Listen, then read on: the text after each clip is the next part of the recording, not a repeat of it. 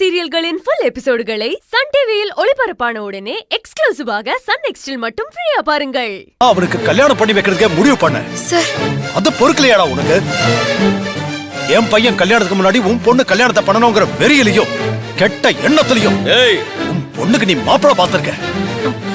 அது பிடிக்காத உன் பொண்ணு டீச்சர் கிட்ட சொல்லி கல்யாணத்தை நிறுத்த பாத்திருக்கா.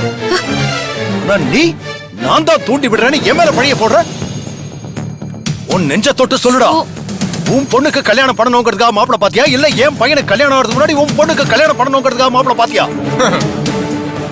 இவ்வளவு கெட்ட எண்ணத்தை மனசுல வச்சுக்கிட்டு நீதான் மீனா டீச்சரை வச்சு என் பையன் கல்யாணத்தை தடுத்து எடுத்து பாக்குறியோன்னு சந்தேகப்பட்டேன்.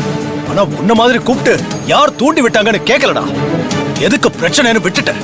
ஆனா இப்போ மீனா டீச்சரை கூப்பிட்டு நீ கேட்கும் போதுதான் நீதான் என் பையன் கல்யாணத்தை தடுக்க டீச்சரை தூண்டி விட்டுருக்கேன்னு நான் தெரிஞ்சுக்கிட்டேன். நான் கேட்கறதுக்கு முன்னாடி நீ கேட்டுட்டா உண்மையில தப்பு இருக்காதுன்னு நினைச்சிட்டியா? அதுக்குதானே இந்த டிராமா. ஓஹோ, நீ கூப்பிட்டு விசாரிக்கலங்கிறதுக்காக நீ நல்லவன் ஆயிடுவியா? ஏய், உன்னை பத்தியும் உன் பையனை பத்தியும் எனக்கு நல்லா தெரியும்டா. எங்க உன் பையனுக்கு முன்னால என் பொண்ணுக்கு கல்யாணம் ஆனா என் கிட்ட தோத்து போயிடுவியோங்கிற பயத்துல மறைமுகமா திட்டம் போட்டு என் பொண்ணு கல்யாணத்தை நிறுத்த சொல்லிட்டு நல்லவ மாதிரி நடிச்சுட்டு இருக்கியா? எனக்கு தேவையில்லை. இந்த மாதிரி கெட்டவனுக்கு தான் தேவை. நான் இயல்பாவே நல்லவன், எனக்கு இது தேவையில்லை. ஆமா ஆமா, உனக்கு வேஷம் போடணுங்கிற அவசியம் இல்லதான்.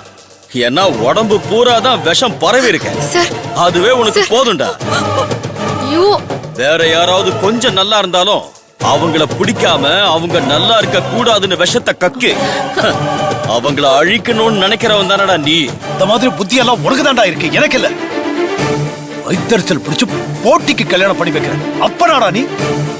அதனால தானே என் பொண்ணு